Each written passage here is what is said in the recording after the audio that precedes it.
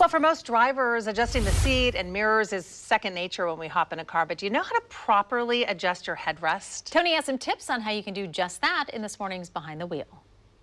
This is a 1956 Cadillac Eldorado Biarritz in Bahama Blue.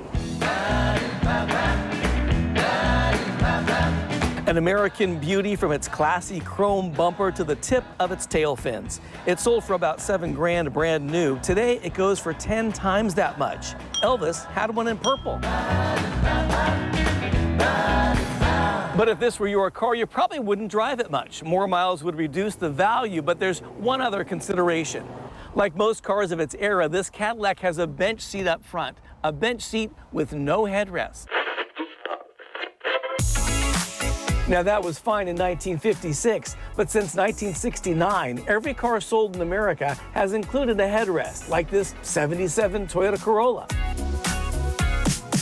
That's because this simple device prevents your head from snapping back over the seat. It prevents whiplash, one of the most common injuries in a car crash. Some headrests are built into the seat, others are adjustable, but far too many are adjusted incorrectly. So here's what we're looking for. The top of the headrest should be between the top of your head and your ears, but no lower. The space between the back of your head and the headrest should be less than 4 inches. If it isn't, make the adjustment. The closer, the better. So yeah, I probably wouldn't use this beauty as my daily driver, but that wouldn't stop me from striking a pose in it. Tony Martinez, Fox 12, Oregon.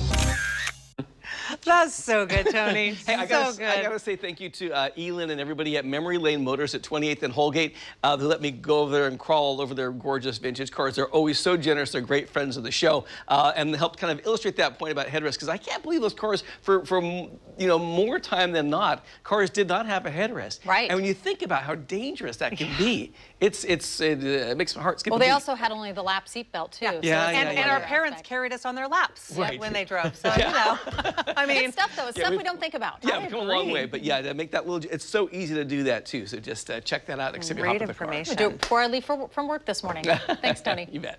All right, let's check in with Andy now. But the armrest is still just a rest, right? There's no safety thing in the arm. Okay, all right. Good to know. Good to know. Want to make sure.